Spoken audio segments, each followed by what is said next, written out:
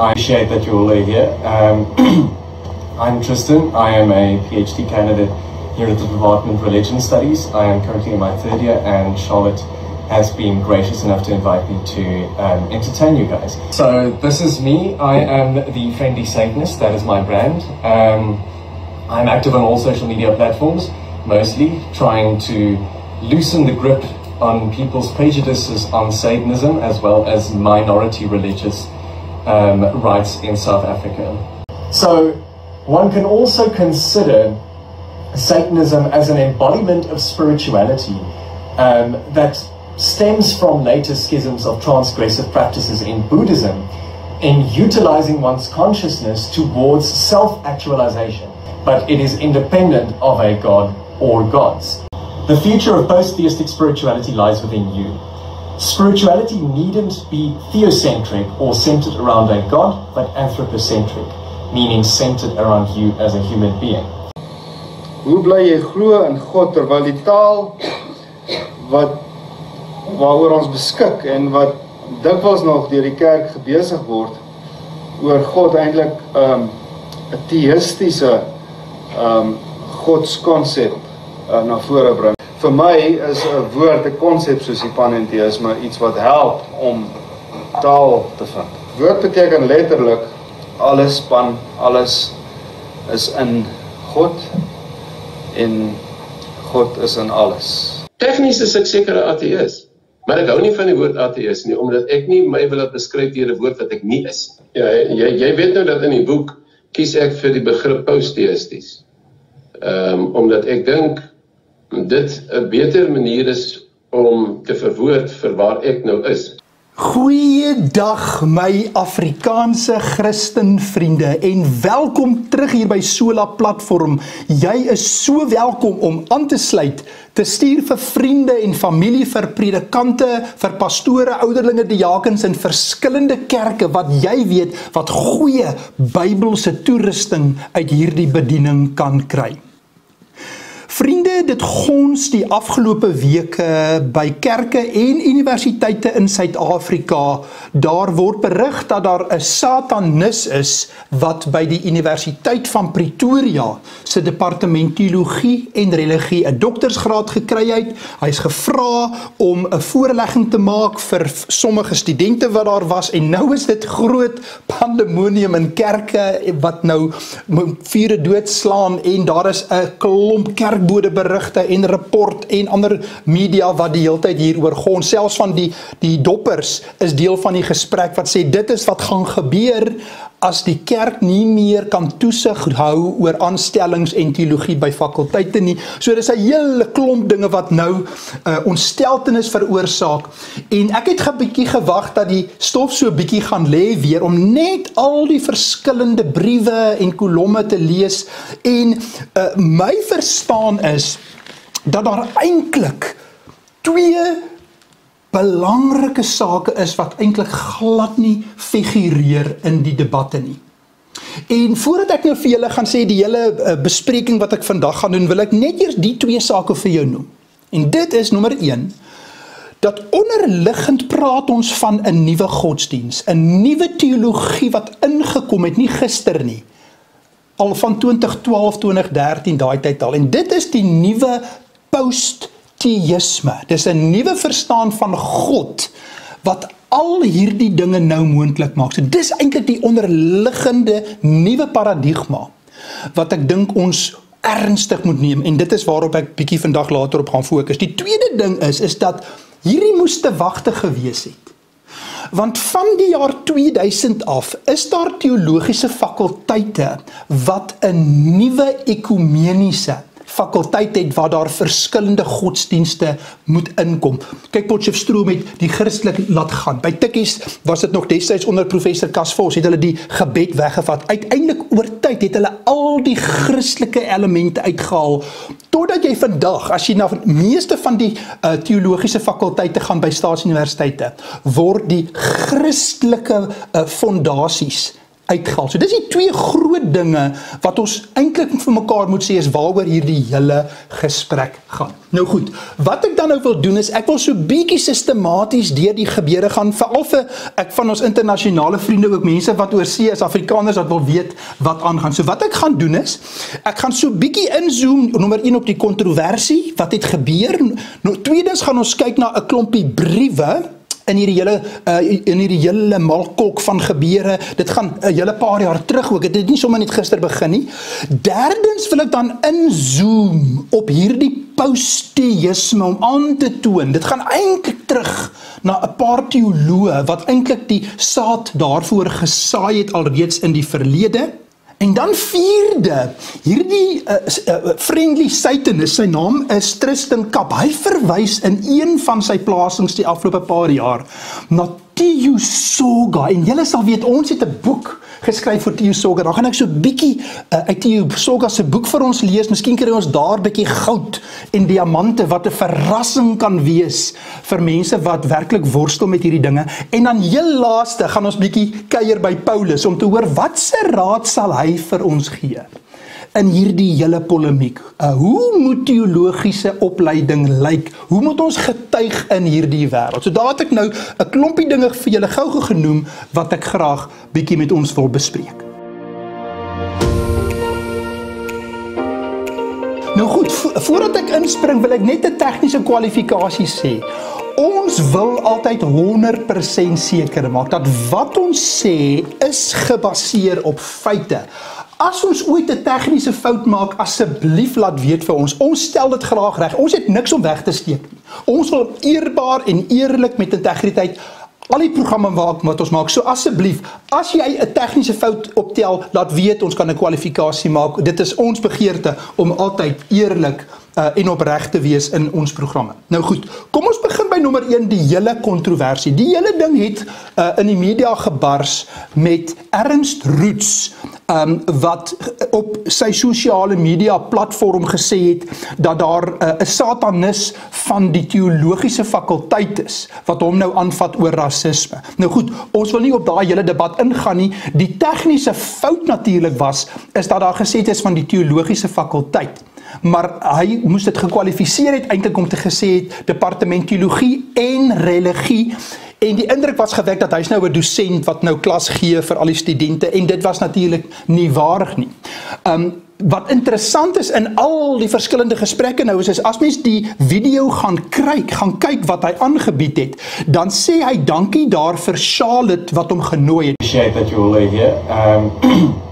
I'm Tristan. I am a PhD candidate here at the Department of Religion Studies. I am currently in my third year, and Charlotte has been gracious enough to invite me to entertain you guys. Nou, as ek dit reg verstaan, is Reverend Charlotte Sibanyoni die eerste swart NG predikant, en sy's by antieke tale ook betrokke, en sy het hom genooi om 'n voordrag vir studente te kom gee. So sy is 'n dienende NG predikant wat hom genooi het om met studente te kom praat.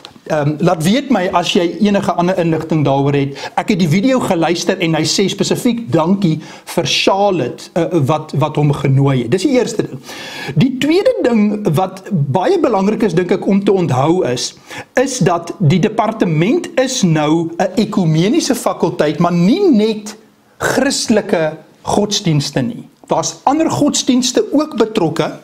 Our faculty is your home if you want to understand how different religious ideas came about and how different faiths can change the world to make it a better place for all.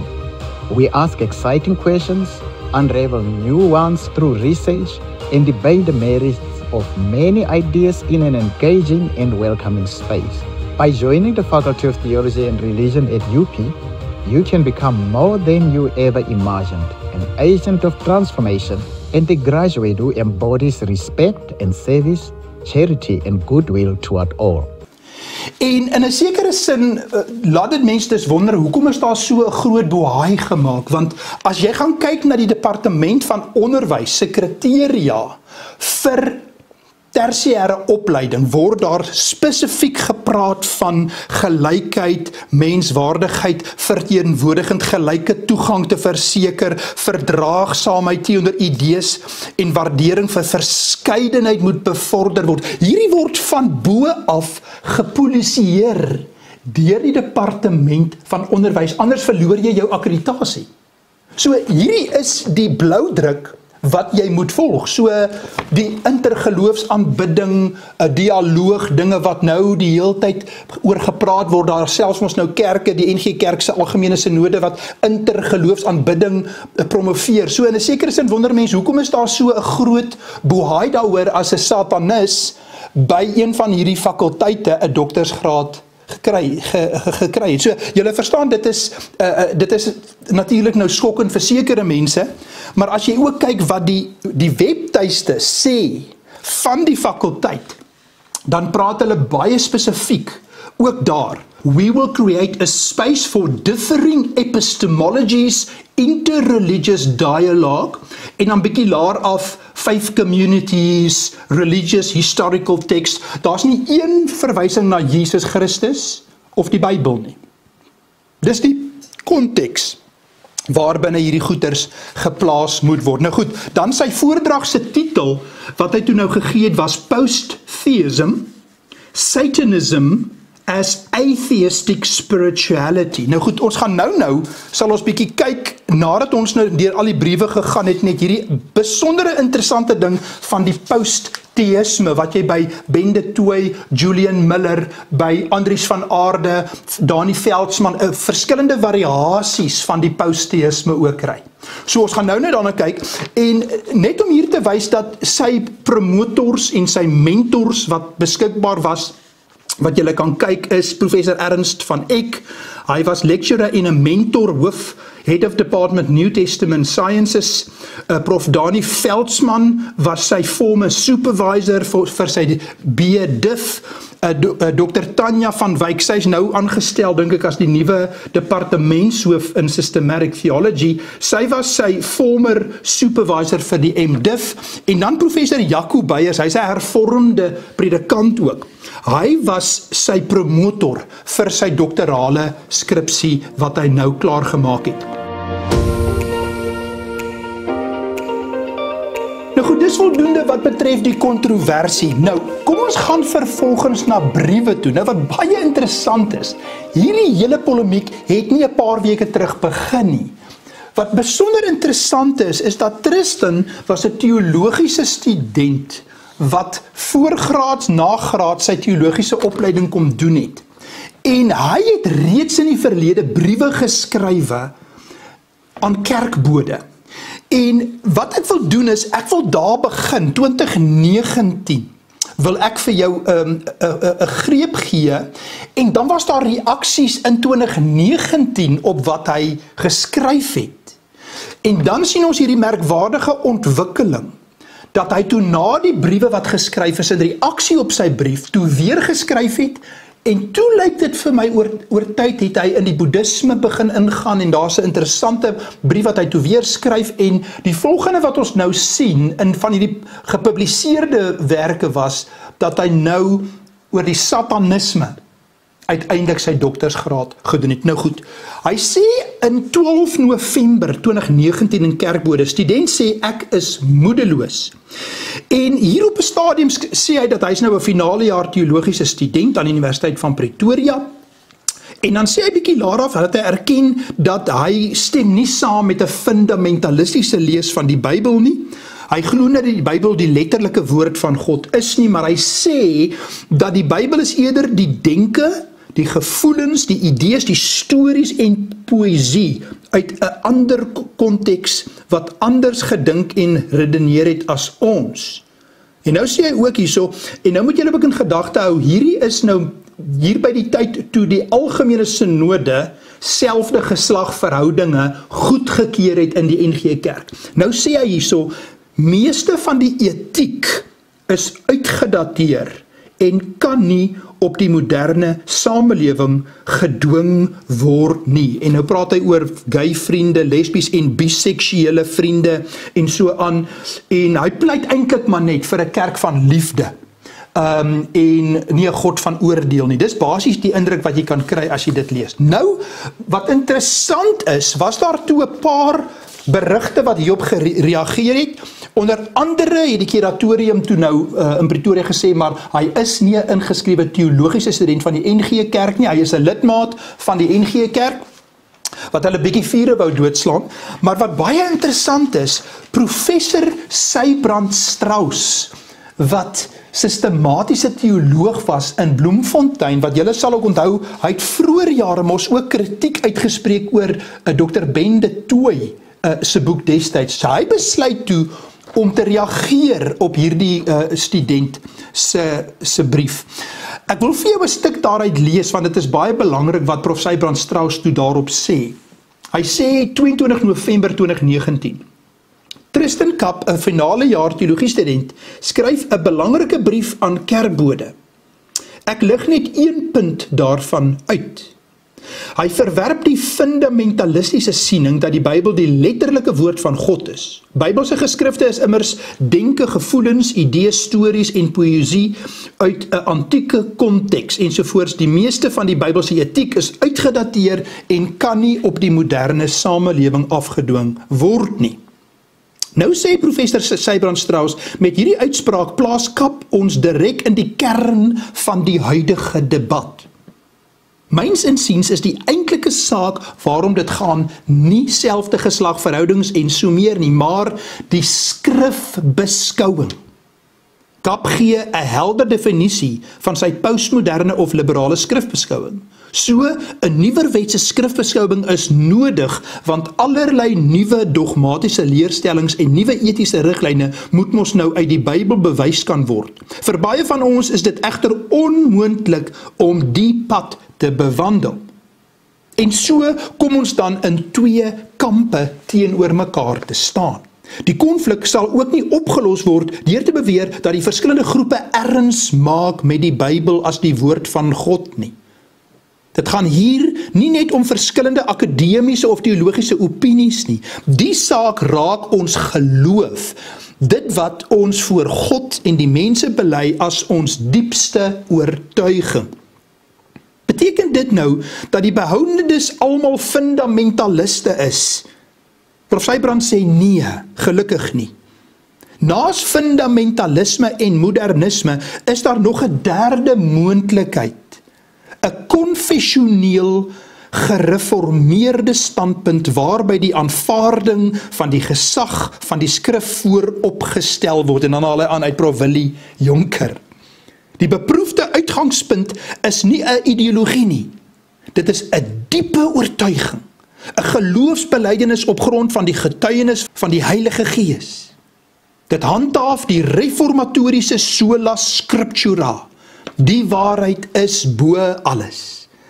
In die lig daarvan kan en moet alle ou en nuwe teologie getoets en geweeg word. Nou sluit Prof Sybrand af soos volg. Hy sê, het Kapp se professore dit dan nie vir hulle studente geleer nie. Nou 'n week later, op 27 November 2019, skrywe 'n predikant vir wie ek so lief was, en wat nou reeds in die hemel by die Here Jesus Christus is, skryf hy, Dominee Jan Lou van Reitz skrywe. Teologiese student Tristan Kapp se noodroep in die kerkbode vra beter antwoorde as die van Dr. Kobus Meiburg, hoof kerkeie opleiding in die NG Kerk by die Universiteit van Pretoria. Meiburg sê dat Kapp wel 'n lidmaat van die NG Kerk is, maar hy is nie as 'n kerklike student ingeskryf nie en staan dus nie onder die toesig van die kuratorium nie. Die vraag is egter, waar het die jong man aan sy afvallige idees gekom? Idees soos dat die Bybel nie die letterlike woord van God is nie, maar denke, gevoelens, idees, stories en poësie uit 'n antieke konteks wat anders gedink en redeneer het as ons. Waar het hy geleer dat die meeste van die etiek in die Bybel uitgedateer is en nie op die moderne samelewing afgedwing kan word nie? Meiburg se moontlike misverstand stel nie gerus nie. 1. Meiburg en die dosente is self deel van die narratief van 'n uitgedateerde Bybelse etiek waarvan Kap praat. Hoe anders regverdig die dosente en Meiburg hulle LGBT standpunt, wat hulle telkens openlik propageer. 2. Meiburg verwys na die NG Kerk se vennootskapsooreenkoms met die teologiese fakulteit. Dit is juis die probleem. Die dosente met wie die kerk in vennootskap gegaan het, is nie in diens van die kerk nie, maar hulle is aangestel deur 'n sekulêre onderwysowerheid. Daar is 'n groeiende gewaarwording dat die teologiese fakulteite 'n ongelowige en onbybelse teologie bedryf. Kap se uitlatings is net nog 'n bevestiging van die feit. 3. Daar is kort berigte van jong leraars wat onder toesig van die kuratoria gestudeer het en gemeentes verwar met dieselfde soort teologie wat Kap voorstaan. Ek kan voorbeelde noem. Die jong Tristan Kap het ons 'n guns gedoen met sy openhartige brief aan die kerk. Hy het ons vermoedens andermaal bevestig oor wat in die verborge ruimtes van die teologiese klasse geleer word. Meiburg en die lede van die kuratorium staan in die beskuldigingsbank.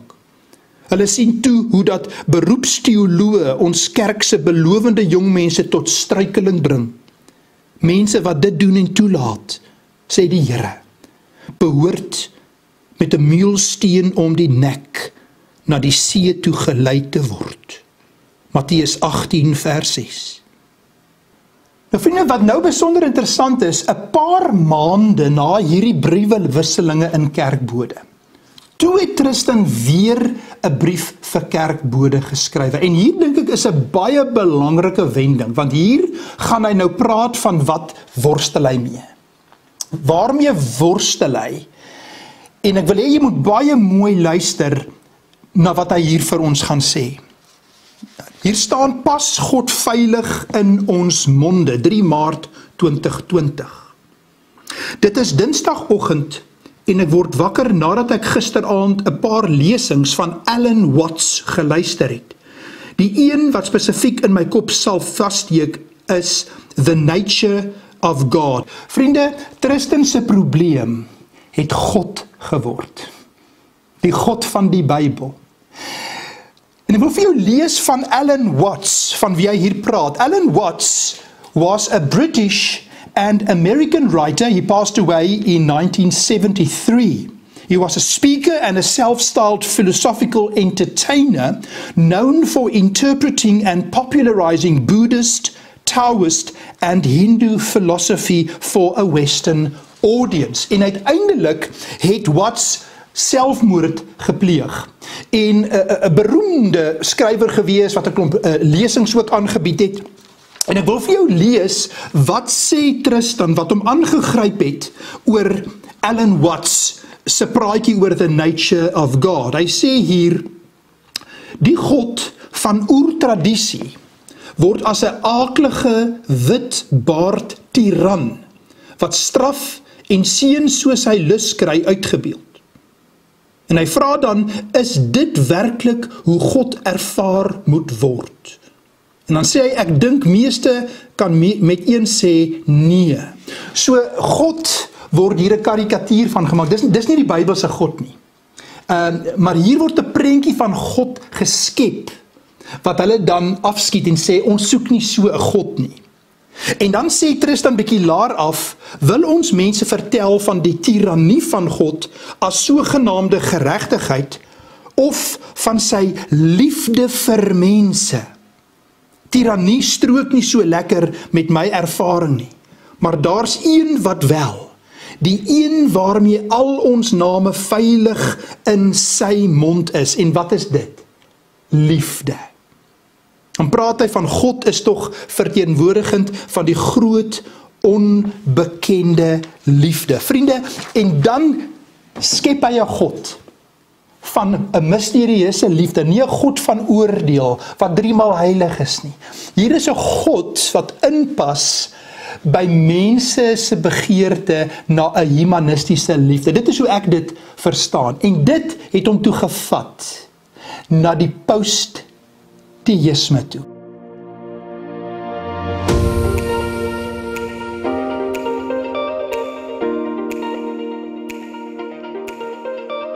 ons luister net gou weer daai stukkie wat hy praat oor die boeddhisme en dan die post-theïsme.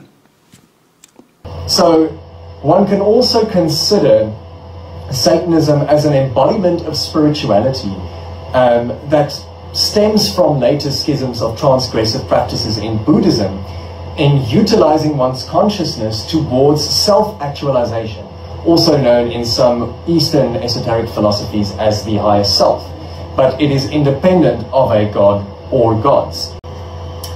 Shocking people into paying attention and to critical thinking and realization of their own individual freedom, thereby systematically helping facilitate society into a post-theistic era by exemplifying that you are your own God and therefore able to create and destroy your own reality. As the great Christopher Hitchens said in an argument once, show me one thing that God can do that I cannot do. Nou vriende, dis vir my merkwaardig en natuurlik gaan daar nuansverskille wees onder mense wat post-theïsme voorstel, maar is dit nie merkwaardig nie, dat die post-theïsme 'n voertuig vir Tristan daar geskep het om in die satanisme te gaan verder werk. En wat ek nou wil doen is, ek wil vir julle 'n stukkie lees oor die post-theïsme wat Prof. Julian Miller al in 2006 in hierdie boek gepubliseer het. Net om 'n raamwerk te gee, julle sal weet ook, die van julle wat die teologie gedoen het, Prof. Andries van Aarde, hy het homself ook 'n post-theïs genoem. Julle weet ook van Dr. Ben de Tooy wat homself 'n post-theïs noem. Prof. Julian Miller het in hierdie boek so 'n bietjie van 'n verduideliking gegee. Ek wil net vir ons so 'n prentjie skets van wat is die implikasie van 'n post-theïstiese verstaan vir die evangelie. Kom ons lees so 'n stukkie hier op bladsy 160 en verder. Ek sal myself 'n post-theïs wou noem. Dit beteken, ek het aanvaar dat 'n bepaalde era met sekere verouderde denkwyses en taal oor God verbygegaan het. Bietjie laer af, ek weet dat ek onherroepelik aanbeweeg het en nuwe denkraamwerke oor God my nou inspireer en fascineer. Bietjie laer af sê hy dat die alomteenwoordigheid van God en die almag van God is dogmas wat nie heeltemal in die Bybel inpas nie. En dan het hy hier so 'n vergelyking tussen theïsme en post-theïsme, en ek wil net so 'n paar weer vir jou noem, om jou 'n idee te gee, hoe lyk hierdie God? 'n Theïstiese God werk met oordeel. Post-theïsme, God is liefdevol. So julle sien, hier word 'n breuk gemaak. Die volgende stukkie sê, Jesus betaal die prys, sodat die mens vrygespreek kan word. Dit is theïsties. Post-theïsties, verlossing behels lewensvervulling. Bietjie laer af, 'n theïstiese God werk met waarheidsaansprake. Post-theïstiese verstaan teologie beskik nie oor die waarheid nie, maar behels 'n soeke na die waarheid. Vriende, kan julle sien wat gebeur hier wanneer ons, hoe die skrif hom aan ons openbaar oor wie God is? As ons dit laat vaar en 'n post-theïstiese God wat inpas by die postmoderne mens gaan skep, dan sit ons met 'n nuwe soort God en godsdiens. Weg van die dogmas, weg van die sonde en die oordeel, 'n God van liefde, 'n God wat vervulling gee vanuit jouself uit. Vriende, en dit het die saad gesaai, dat daar in 2025 vanuit die post-theïsme 'n sataniese PhD gepubliseer kan word.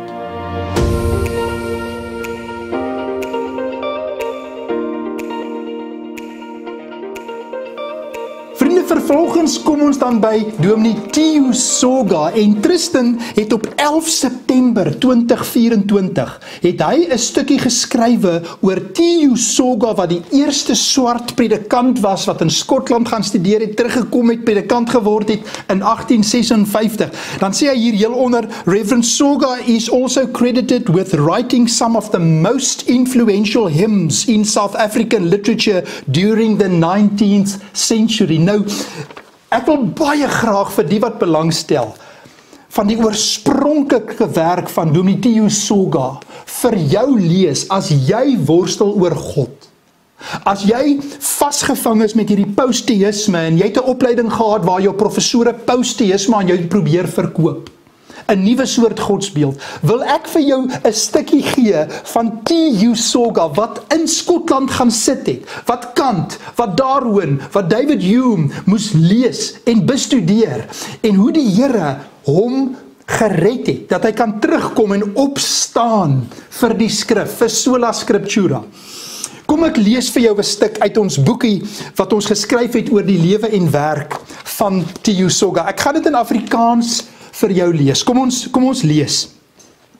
In November 2020 het die Algemene Synode van die Nederduits Gereformeerde Kerk se voormalige parlementêre verteenwoordiger en jarelange voorsitter van die Kommissie vir Leer en Aktuele Sake aangekondig dat hy 'n post-theïs geword het, tegniese ateïs, en daarmee afskeid geneem van die God wat ewig, onbegryplik, onsienlik, onveranderlik, oneindig, almagtig, volkome wys, regverdig, goed en die alleroorvloedigste fontein van alles is wat goed is. Dr. Ben de Tooy wou nie meer glo in 'n persoonlike God en 'n transcendente metafisiese wêreld of bestaan waarin daar bonatuurlike magte en kragte sou wees nie. Reeds in die jaar 2000 beweer hy wat weet dat hy niks van God weet nie, ken God dalk die beste. Dan gee ons nog 'n paar voorbeelde van ander mense wat ook nou die post-theïsme aanvaar het.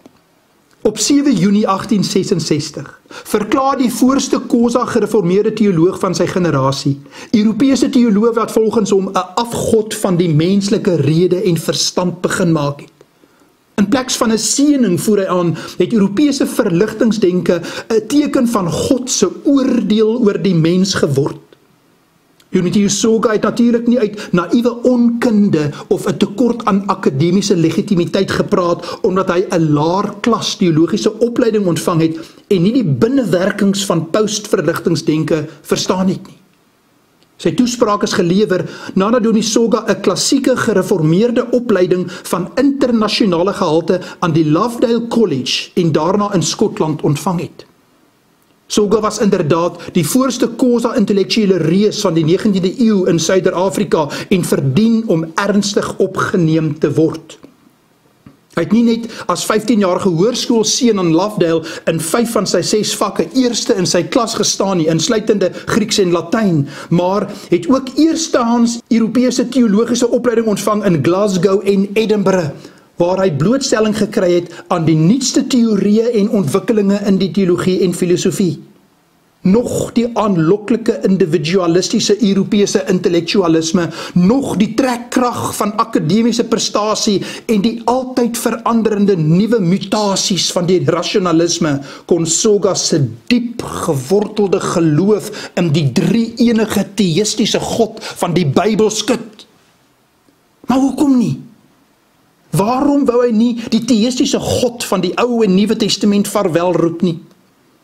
'n goeie beginpunt om dit te probeer verstaan, is dalk Soga se doop en belydenis aflegging op 7 Mei 1848 by die John Street Kerk in Glasgow, waar tydens hy onder meer opreg en eerlik op die volgende vraag moes antwoord. Bekeer jy jou van jou sondes en bely jy jou geloof in God die Vader wat jou geskep het, Jesus Christus wat jou verlos het, en die Heilige Gees wat jou in staat gestel het om op die genade en liefde van God te vertrou. Soos Augustinus, Chrysoste, Martin Luther en Johannes Calvin het T.U. Soga besef dat bekering en die reddende geloof nie teen die rede en bewyse is nie, maar berus in die eerste plek op die Heilige Gees wat jou in staat stel om voor God te buig en nie op jouself nie, maar op sy volmaakte genade en liefde te vertrou. My vriend in die Here, het die Heilige Gees jou al onder oortuiging van sonde gebring? Het die Heilige Gees jou en my al oortuig dat ons eie afgode maak en ons eie post-theïstiese gode skep, omdat ons in rebellie nie wil buig voor die lewende God? My vriend in die Here, kan ek by jou pleit om in gebrokenheid te kom kniel by die kruis by Golgotha en daar sien waar God gekom het en al die hartseer en pyn en gebrokenheid aan die kruishout vasgespijker is vir elkeen wat in geloof sal kom en buig en sê ek kniel by Golgotha, ek bely my afgodsdiens, my sonde, my werke wat my nooit met God sal kan versoen nie. Die God van geregtigheid en liefde, die soewereine God van Abraham, Isak en Jakob, die God en Vader van ons Here Jesus Christus. My vriend, kom ons sluit af met Paulus. Ek wil vir ons 3 stukkies lees van Paulus. Eerstens in Handelinge 17, waar Paulus in Athene staan, by die filosofe, hy staan op daardie platform, waar die verskillende gode was, die epikureërs, die stoïsyne, die gode van die wêreld, en daar staan Paulus, en wat sê hy vir hulle? Ek lees vir jou, Handelinge 17 vers 24, God, wat die wêreld met alles wat daarin is gemaak het, hy is die Here van hemel en aarde, en hy woon nie in tempels wat deur mense gemaak is nie. Vers 30 gaan hy aan, hy sê, God het die tye van onkunde oorgesien, maar nou roep hy al die mense oral op om hulle te bekeer, want hy het 'n dag bepaal waarop hy regverdig oor die wêreld gaan oordeel deur 'n man wat hy uitverkies het. As bewys daarvan vir almal het hy hom uit die dood laat opstaan. En toe lag hulle vir Paulus uit, maar daar het 'n paar ons tot bekering gekom. Vriende, dieselfde Paulus wat in Handelinge 17 in Athene by die filosofe staan, is dieselfde Paulus wat vir die gemeente van Korinthe kom sê om nie 'n kompromie met afgodsdienst te maak nie, om nie 'n kompromie te maak met die wêreld nie, om nie intergeloofsdialoog te doen wat jy die hart van die evangelie gaan skade berokken. Hoor wat skryf hy in 2 Korintiërs hoofstuk 6, hy sê, moenie met ongelowiges in dieselfde juk trek nie. Hoe kan daar vennootskap wees tussen reg en onreg? Hoe kan daar gemeenskap wees tussen lig en duisternis? Hoe kan daar eensstemmigheid wees tussen Christus en Belial? Hoe kan 'n gelowige dieselfde belange hê as 'n ongelowige? Vriende, en dan heel laaste, Paulus skrywe waarskynlik sy laaste briefie voordat hy oorlede is, voordat hy 'n martelaarsdood sterf vir Jesus Christus. Hy skryf vir Timoteus in 2 Timoteus hoofstuk 4. Hy sê vir hom, ek beveel jou voor God en voor Christus Jesus, wat die lewendes en die dooies sal oordeel. Ek beveel jou met die oog op sy koms en sy koningskap, verkondig die woord, hou daarmee vol, tydig en ontydig, weerlê, bestraf, bemoedig, deur met alle geduld onderrig te gee, want daar sal 'n tyd kom, wanneer die mense die gesonde leer nie sal verdra nie. Hulle sal hulle eie begeertes volg en vir hulle leermeesters bymekaar maak, wat net sal sê wat hulle graag wil hoor. Hulle sal die waarheid nie wil hoor nie, en hulle tot verdigsels wend. Maar bly jy in alle omstandighede nugter. Verdra lyding. Doen jou werk as verkondiger van die evangelie. Voer al die pligte van jou bediening uit.